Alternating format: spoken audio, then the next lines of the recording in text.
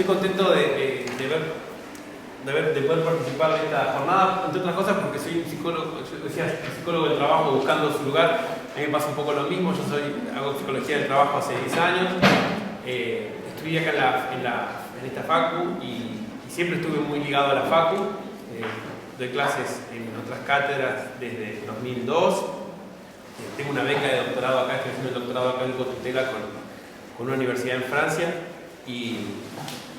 Sin embargo, más que hago siempre psicología del trabajo, nunca estuve en la cátedra de psicología del trabajo. Entonces está bueno poder hablar con gente que hace lo mismo, así lloramos juntos por lo menos. Así que, sin parecer demasiado narcisista, lo que me gustaría es aprovechar la oportunidad para hablar de algunos de estos dilemas que decía Federico, que yo me fui encontrando en mi práctica y pensarlos juntos en todo caso, a ver qué es lo que a ustedes les parece y aprovechar este relato como excusa para presentarles dos disciplinas que a mí me marcaron mucho y que me gustan mucho y que creo que traen algunos aportes que a mí en todo caso me están ayudando mucho a pensar el trabajo, que son la ergonomía y la psicodinámica del trabajo. Quería hablar como de tres momentos por ahí desde que empecé a trabajar y justamente porque estos tres momentos tienen que ver con estas disciplinas. Primero, trabajé 5 años en recursos humanos haciendo básicamente lo que muchos de ustedes sabrán tal vez, que fue selección, capacitación, desarrollo, algo. Cuando uno es chico no te dejan hacer mucho desarrollo. Más que cargar las descripciones de puestos, es un garrón. En todo caso, bueno, estuve muchos años haciendo eso, trabajando mucho en el centro o en Campana, y bueno, la pasé bien con algunas cosas y también la pasé bastante mal con otras cosas. Muchas de cosas más del trabajo, las presiones, la cantidad de horas de trabajo, el tener que ocupar un rol muy cercano al negocio, como ser un poco el que vigila porque la gente un poco policíaco también. Y después otras cosas que parecen que nunca hablamos, creo, pero que hacen al trabajo, como el viaje al microcentro todos los días, almorzar en lugares ruidosos, caros, platos copiosos, aumenté 15 kilos en esa época, en serio. Y bueno, llegó un momento en el cual yo estaba bastante mal en el trabajo y un jefe que tenía en aquella época, que era bastante copado, me dijo: ¿qué te pasa, Patricio? ¿Qué querés hacer? ¿Qué te gustaría hacer para desarrollarte más en tu trabajo? Entonces yo le dije: a mí me gustaría hacer un programa para mejorar la calidad de vida en el trabajo de la gente. Entonces me dijo: bueno, dale, ¿qué se te ocurre? Y empezamos a hacer todas estas cosas que hacen muchas empresas. Pusimos clases de yoga, de teatro, una campaña para dejar de fumar, un montón de cosas para mejorar la calidad de vida en el trabajo. En el interín, bueno, yo quería hacer una formación afuera, tuve la suerte de hacer una maestría en ergonomía, ahí contaban en Lille, donde el clima es como hoy todo el año. Así que bueno, lo bueno es que me puse a estudiar un poco más. Y la maestría en ergonomía lo que me ayudó a ver fueron una serie de cosas. O sea, descubrir la ergonomía me ayudó a ver una serie de cosas.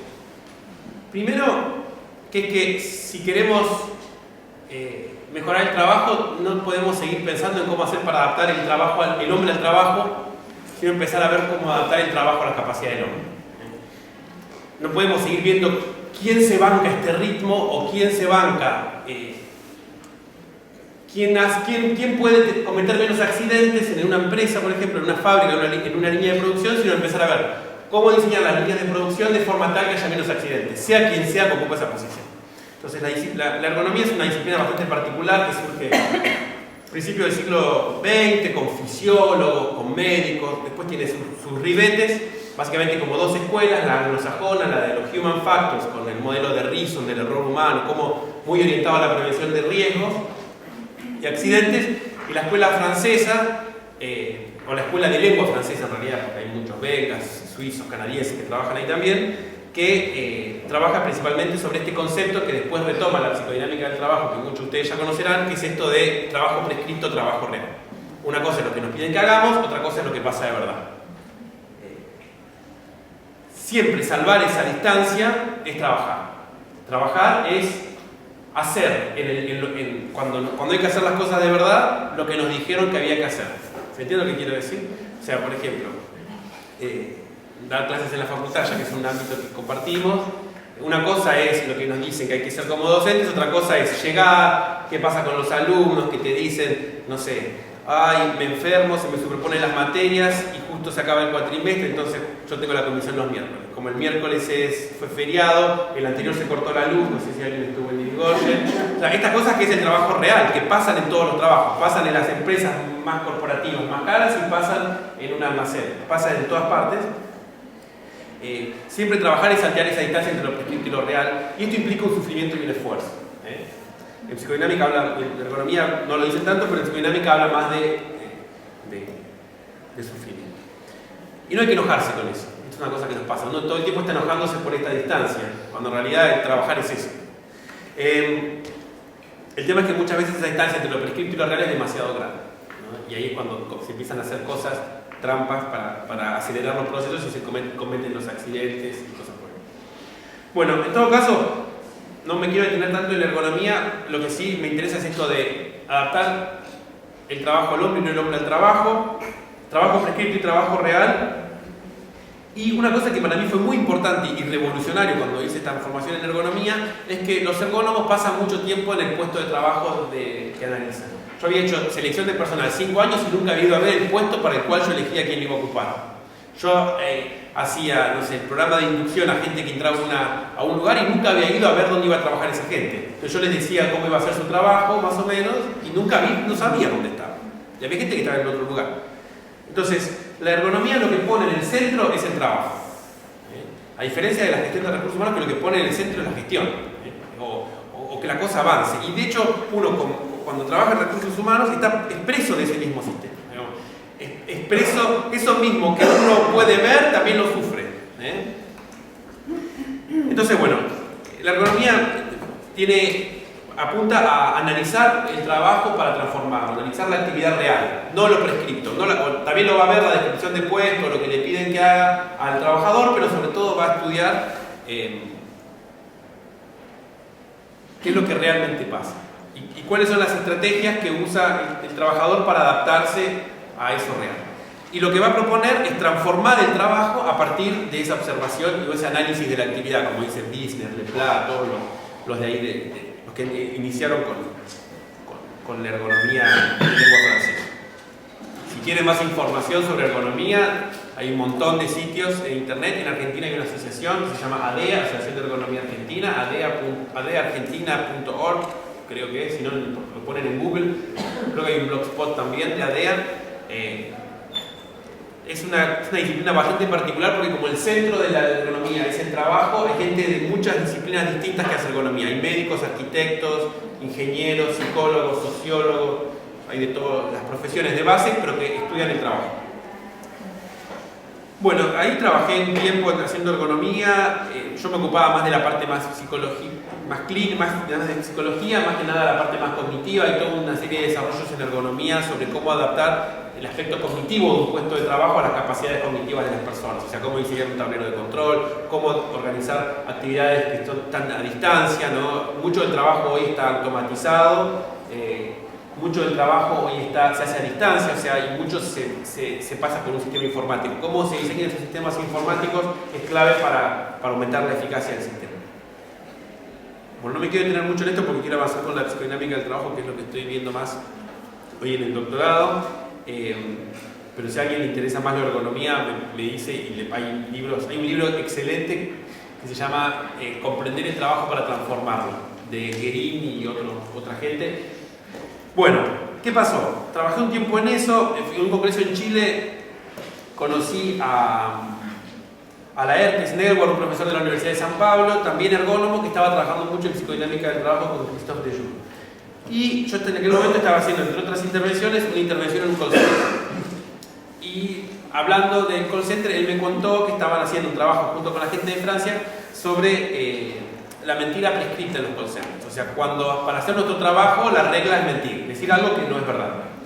Entonces, justo estoy viendo lo mismo en Argentina porque está pasando lo mismo y estamos viendo algunas cosas cercanas.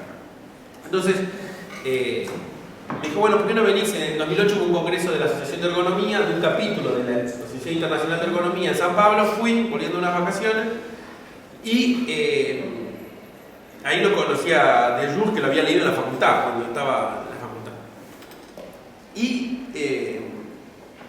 le escuché decir una cosa de Deleuze ahí, que para mí fue medio también reveladora, que él dice: hace 30 años que mejoramos las condiciones de trabajo, hace 30 años que trabajamos sobre la silla, la luz, la pausa, el aire, etcétera, etcétera, etcétera. Sin embargo, hoy la gente sufre más que hace 30 años.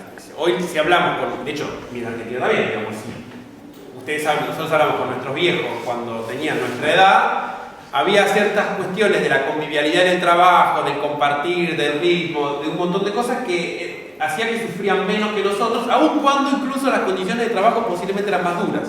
¿Se entiende lo que quiero decir? Entonces, Deleuze dice: hay algo que estamos haciendo mal, porque ahora está hace 30 años que estamos investigando, gastando guita, laburando, haciendo intervenciones, y está cada vez peor la gente. Hay algo que estamos poniendo el foco en el lugar equivocado. Entonces, podremos discutir si estas condiciones, esta mejora de las condiciones físicas no son buenas igual. ¿Se entiende lo que quiero decir? Digamos, claramente es mejor tener luz que estar en un sucucho bajo tierra. Pero hay algo que tiene que ver con otra dimensión, que es lo que la psicodinámica del trabajo trata de poner en el tapete. La psicodinámica del trabajo es una disciplina que tiene como dos fuentes teóricas. Una es la ergonomía, justamente, por eso retoma tanto la psicodinámica del trabajo, esto de lo prescripto y lo real, y otra, ¿cuál es? Psicodinámica del trabajo. Psicoanálisis, exactamente.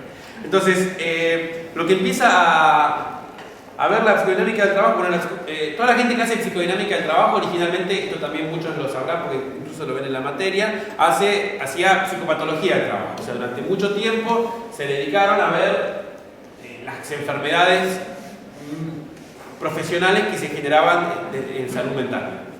La neurosis de los telefonistas, un montón de Guillian, que trabajó mucho sobre la nueva psiquiatría, cosas, desarrollos muy interesantes sobre por qué la gente se enfermaba. Es obvio saber por qué la gente se enferma en el trabajo, no hace falta ser muy ducho para darse cuenta las presiones. Esto mismo que yo hablaba de mi propia realidad cuando trabajaba en recursos humanos, es fácil verlo hoy en cualquier trabajo.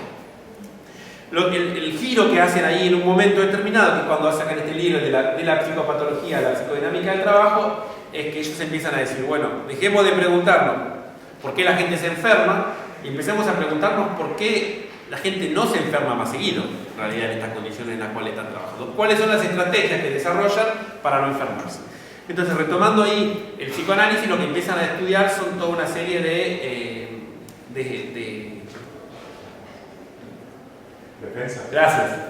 De estrategias individuales y colectivas de defensa frente al trabajo, ¿no? Entonces, las mismas estrategias de defensa que estudiamos en psicoanálisis, las empiezan a estudiar a partir del trabajo. Hay un libro, si quieren profundizar más en psicodinámica del trabajo, el libro es Trabajo y Desgaste Mental, como el libro más importante. Mucha gente conoce más en Argentina La Banalización de la Injusticia Social, que es otro libro que sacó Acatopía. La verdad es que Trabajo y Desgaste Mental es mucho más interesante, es mucho más, para mí, la banalización está bueno, pero es como un poco más el panfleto arengador de la tropa para dejar en evidencia otra cosa. Que es verdad que está bueno y que lo valoro, pero me parece que es mucho más rico hablar de trabajo y desgaste mental porque es mucho más clínico. Una cosa que la psicodinámica del trabajo y la ergonomía tienen en común es que todo el tiempo van a hablar del trabajo. A mí lo que todo el tiempo me sorprende, y lo que yo estos últimos años cada vez aplico más, es dejar esta tal, y por eso un poco el título de la presentación de hoy, es empezar a migrar de una cosa más prescriptiva hacia una cosa más de reconocer el saber del trabajador en lo que hace, y a partir de ahí proponer la solución. Una diferencia entre la ergonomía y la psicodinámica del trabajo central es que la ergonomía lo que suele hacer es escuchar mucho al trabajador y prescribir una solución. O sea, hay algo que es menos prescriptivo que otro tipo de intervenciones, pero es más prescriptivo que la psicodinámica del trabajo. La psicodinámica del trabajo, como buena disciplina que sale del psicoanálisis, nunca va a proponer lo que tiene que hacer el otro. Lo que va a hacer es trabajar y generar las condiciones para que el propio colectivo empiece a desarrollar sus condiciones de salida y de solución. Pero en todo caso, lo que la psicodinámica empieza a ver es esto que decía al principio. Esta distancia entre lo prescripto y lo real genera sufrimiento psíquico para el aparato psíquico, y ellos lo van a hablar más en términos de aparato psíquico. Este sufrimiento puede subvertirse en placer en la medida en que yo encuentro un sentido a ese sufrimiento. Si Si yo no logro encontrar un sentido a ese sufrimiento, a ese esfuerzo, a esa energía desplegada, eso desencadena un cuadro psicopatológico. Hay muchas veces en las cuales esta distancia entre lo prescripto y lo real es tan grande que es muy difícil transformar ese sufrimiento en placer, y ahí es donde o desarrollo estrategias de defensa o me enfermo. Muchas veces las estrategias de defensa logran una eficacia que hace que nunca me enferme, pero va a generar otro tipo de comportamientos que son muy largos de explicar y no hay mucho tiempo para explicarlo, pero básicamente uno de los más interesantes y más desarrollados es la negación. Por ejemplo, en una obra de construcción, los obreros no se ponen casco, caminan por los andamios, y si entra uno y se pone un casco, le dicen que es un puto, porque niegan ese riesgo. Y si alguien entra y deja en evidencia su negación, esta persona es excluida del grupo, porque hay reglas. Aparte de que hay otras condiciones de la exclusión del grupo, como la jerga, que hablábamos hoy, en el ámbito corporativo, pero también hay jerga en cualquier otro ámbito de trabajo. Hay jergas en las cátedras, hay jergas en todos los ámbitos. Pero en todo caso, la negación colectiva del riesgo es una estrategia colectiva de defensa que de hecho es una de las más conocidas que ponen en evidencia la psicodinámica del trabajo. Lo que trae la banalización de la injusticia social, que es un libro que fue muy conocido en todas partes, porque en realidad un poco anticipó lo de los suicidios que después se dieron en Francia, es que esa negación, en algún sentido, lo que empieza a hacer es banalizar el mal que yo hago. Repito, no lo explico un poco porque me dije así, tiene el título. ¿Qué quiere decir? Yo soy... Voy a hablar desde mí, ya que hay tantos psicólogos y yo también quiero darle sentido a mi mañana, a ver, por ahí me ayudan a entenderme a mí mismo. Cuando yo trabajaba en recursos humanos, yo hacía muchas cosas que posiblemente yo no estaba de acuerdo a hacer. Pero yo negaba que yo estaba haciéndolo. ¿Cómo lo hacía? A través de estrategias individuales de defensa. Decía, no soy yo, es la empresa. Si no fuera yo, sería otro. ¿Se entiende lo que quiero decir? Entonces lo que hago es negar mi responsabilidad. Y al negar mi responsabilidad, lo que empiezo a hacer es banalizar lo que yo estoy haciendo. ¿Se entiende lo que quiero decir? Esto, que se da en todos, en determinadas circunstancias, es lo que permite que la gente pueda sostenerse en ese lugar determinado. De hecho, una de las cosas más interesantes en lo que pasó con los suicidios, en esta ola de suicidios tan famosa y que tanto se habló, es que la gente que se suicidaba no eran los que estaban más quejándose, sino que eran los que más sobreadaptados estaban, porque más estrategia de defensa había desarrollado. Hasta que en un determinado momento se confrontó con lo que le estaba pasando y esa estrategia de defensa ya no alcanzaba para seguir sosteniéndose en ese lugar y no le quedaba otra más que suicidarse. Porque tanto tiempo habían estado sosteniendo una postura que llegó a un punto de paradigma. ¿Se entiende lo que quiero decir? Yo tengo una muletilla que es ¿se entiende lo que quiero decir? No es que lo trato de imbéciles, sino que no lo controlo. Como muchas cosas en mi vida. Pero bueno. Una diferencia central también en la psicodinámica del trabajo, que como buena influencia psicoanalítica, es que esto parte siempre de la demanda del otro. No hay intervención posible sin una demanda. Esto también es importante porque en ergonomía algo de esto ya empezaba a ver, como la reformulación de la demanda, etcétera, etcétera, pero en general en recursos humanos no nos importa nada la demanda del otro. Si la gente quiere venir o no quiere venir a un taller de formación, no nos importa, es como que tiene que venir, es obligatorio. Y esto trae una serie de inconvenientes, porque es difícil como facilitador de un proceso de transformación o de cambio, de un taller de discusión sobre lo que fuere, trabajar con gente que no sabe si quiere estar o no estar ahí. En psicodinámica del trabajo lo que hacen ellos en general, esto lo explicó Valerie Galén, que muchos de ustedes estuvieron hace unos meses que estuvo acá en Buenos Aires, es hacer una reunión donde se presenta una intervención y se abre la posibilidad de que los que quieran participar. Después, las reuniones del grupo hay ciertas condiciones. Digamos. Esto es otro tema. En psicodinámica del trabajo, en Argentina la conocemos mucho, esta parte de lo prescrito, lo real, la estrategia de defensa, pero pareciera como que solo es un planteo teórico para entender el trabajo. Y de hecho, la mayoría de los artículos en Argentina donde se nombra la psicodinámica, se lo nombra como un anexo, se pone ahí un párrafo que queda simpático para mostrar que uno no es tan rígido tampoco. En realidad hay una intervención también que se propone, o hay un modelo de intervención con ciertas reglas. Una es la de la demanda, otro es la de la participación voluntaria. Otro es lo de la confidencialidad, en lo que se habla en los grupos. En los grupos se trabaja siempre por niveles jerárquicos, o sea, no con subordinados, sino con jefes. Bueno, cada uno habla por sí mismo, no puedo hablar en nombre de todo el grupo, porque todos nosotros, bueno, no, aún si sos delegado del grupo, habla por vos. Siempre se va de a dos, siempre hay dos personas que intervienen. Esto es muy importante, porque en realidad muchas de las tensiones de los grupos se reproducen entre las dos personas que hacen la intervención. Se desarrolla un informe, son una serie de reuniones pautadas, 4 encuentros mínimo, y en el tercer encuentro se lleva un informe, se revisa, se valida y después el grupo lo puede elevar si ellos quieren, y si no quieren no se eleva. Como ven, hay una serie de condiciones que uno dice, esto en las empresas no pasa ni a gancho, porque ¿quién va a estar dispuesto a hacer una intervención donde no se sabe si va a haber un informe, porque si el grupo no lo quiere, no se sabe si hay un objetivo? Sin embargo, para mi sorpresa, algunas de estas cosas uno va haciendo. De hecho, muchos de ustedes que hacen intervenciones, aún sin hacer psicodinámica del trabajo, muchas de estas reglas ya las manejarán, digamos. Por ejemplo, la confidencialidad de lo que se habla en los talleres, en general es una regla que está bastante instalada en la mayoría de los talleres de formación. O en todo caso, el preservar lo que se habla en los talleres de formación, el hecho de que cada uno hable por sí mismo. Y hay cosas que también ya vienen apareciendo y que yo incluso ya venía trabajando antes de conocer la psicodinámica. El tema de la victimización frente al trabajo, no validar al otro en un lugar de victimización, etc.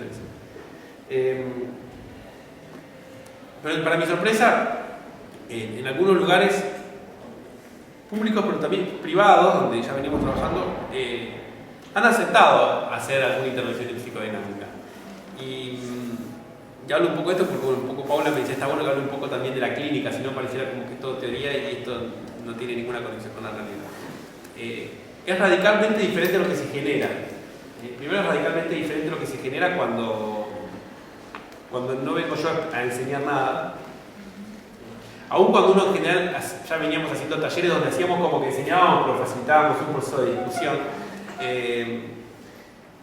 Y es mucho más fuerte cuando otro se siente reconocido en su sufrimiento o en su saber. Y a partir de ahí acompañarlo a pensar una solución.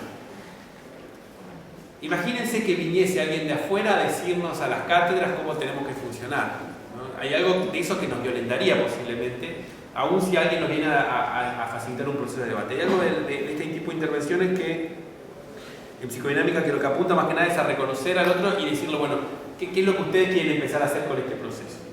Y la verdad es que los resultados, a mí me parece muy interesante una serie de cosas que pasan en general en las intervenciones que hacemos en general en las organizaciones. Cuando la cosa es más prescriptiva, más estándar de recursos humanos, vamos a hablar de comunicación, de liderazgo, de administración del tiempo, etcétera, etcétera. Lo que empieza a pasar es esto que decía Federico.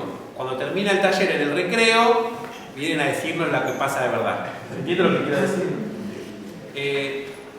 Y hay algo que pasa frente al grupo que en realidad no deja de ser parte de lo mismo. O sea, se habla de que se va a hacer algo que muchas veces no se termina haciendo. ¿Se entiende lo que estoy diciendo? En este tipo de intervenciones tal vez la palabra es mucho más dura de escuchar al principio, por eso también la confidencialidad y por eso el hecho de que no haya gente de otros niveles. Pero hay algo de reapropiarse respecto a su sufrimiento y a su trabajo que es mucho más fuerte. Y por eso yo proponía esto como título y con eso un poco quiero cerrar. Cuando uno es el experto y va a decir lo que el otro tiene que hacer, ¿el otro qué va a hacer? No hacerlo. No hacerlo. ¿Y qué más? O contrario. Va a resistir. De alguna forma u otra, pero va a resistir. O sea, si vos venís a... ¿Cómo vas a decirme a mí cómo tengo que ser yo docente? ¿Quién es docente? ¿Quién está acá lidiando con los 20.000 líos de la UBA, de la facultad, de los alumnos, de buscar horario con el transporte? ¿Sos vos o soy? ¿Te entiendes? Y encima me venís a decir lo que tengo que hacer, encima de que me pagás mal, encima de que me venís a decir lo que tengo que hacer. Entonces, el lugar de experto tiene este riesgo. El otro resiste. Nadie se apropia del problema. Y esto es bien psicoanalítico. Yo bien que estoy en una cátedra bien cognitiva, pero hay cosas de psicoanálisis que estoy reencontrando y me encanta. Cuando yo voy con algo prescriptivo, el otro no se apropia del problema. Es como cuando uno va al médico y le dice, bueno, y dice, uy, mucha pelota el médico. Le cuesta más apropiarse del problema. Por otro lado, cuando yo hago una intervención donde ocupo un rol menos de experto y más de facilitador de un proceso que no es mío, incluso, lo que estoy haciendo es reconocer el saber del otro, reconocer la inteligencia del otro. En ese ir resolviendo la distancia entre lo prescripto y lo real, uno va desarrollando inteligencia subjetiva, que es de uno, y que el día que no esté haciendo ese trabajo se lo lleva puesto, y que es de uno. Y en realidad el reconocimiento, aun cuando no alcanza el resultado, entre el del jefe, además del reconocimiento del jefe, el reconocimiento del padre, está el reconocimiento que uno se hace con uno mismo. ¿Entiendes lo que quiero decir? A lo mejor, de hecho hoy no era ni obligatorio venir, sus profesores no lo van a reconocer, tal vez sus pares tampoco, porque a lo mejor alguno vino solo. Pero ustedes hoy, si aprendieron algo y se bancaron a levantarse a la mañana, venir hasta la facultad, qué sé yo, hay algo del reconocimiento de uno mismo con uno mismo que aparece. Entonces, hay algo del reconocimiento del saber del otro y de la inteligencia del otro que se da mucho más que cuando uno es un saber experto. Con lo cual, hay algo del ponerse en una posición de menor expertise que tiene que ver con facilitar la acción. Yo cuando tuvimos la charla con Deyus para empezar el doctorado hace 3 años, yo venía todavía con una cosa más prescriptiva, ¿no? Entonces cuando él me hablaba de esto, de una intervención, de un objetivo, yo decía, ¿para qué lo hacemos?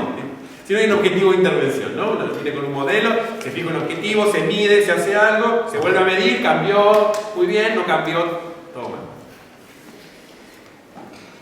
Y lo que yo cada vez veo más claro, que en ese momento no lo veía y cada vez lo veo más claro, es que lo que me dice yo me digo, bueno, pero ¿qué es la acción? ¿Qué es la acción? Un psicoanalítico, ¿no? ¿Qué es la acción? De hecho, el laboratorio de ellos en el CNAM es el laboratorio de psicodinámica del trabajo y de la acción. Dice, la mayoría de esas intervenciones son como sí. Hacemos como que sí. Hacemos como que medimos, hacemos como que hacemos como que volvemos a medir, la gente por lástima de uno baja un punto, con suerte, y uno siente que algo cambió. En realidad, la acción tiene que ver con facilitar un proceso que no es nuestro. Y que en realidad con que ese grupo tiene que ir hacia donde ese grupo quiera. Esto no es un dilema solo técnico, es un dilema principalmente ético y moral. Por eso, la psicodinámica trabaja muy de cerca con la escuela de Frankfurt que nombrábamos hoy, trabaja muy de cerca retomando Habermas, porque hay algo de devolverle al otro la responsabilidad sobre lo que le toca y al trabajador sobre todo, la responsabilidad sobre lo que le toca, que tiene que ver con construir un determinado tipo de cultura. La cultura como la piensan los alemanes, ¿no? de la escuela de Frankfurt, la cultura que tiene que ver con qué reglas creamos de convivencia. Incluso nosotros mismos como psicólogos del trabajo, ¿qué reglas construimos como psicólogos del trabajo? ¿A qué reglas aportamos? Y desde dónde nos paramos para acompañar a los trabajadores y a las organizaciones en sus procesos de desarrollo. Porque pensar que nosotros sabemos lo que ellos tienen que hacer es arrancar mal, porque no sabemos lo que tienen que hacer. Arrancar en un lugar de traer consejos prescriptivos, lo que va a generar el otro es más resistencia y en uno mismo incluso más resistencia, porque por algo nos cuesta asumir ese rol.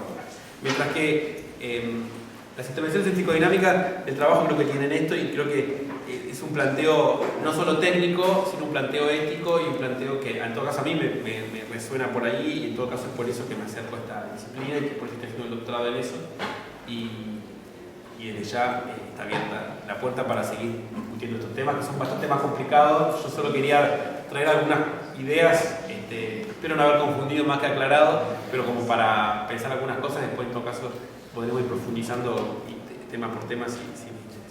Bueno, muchas gracias a todos.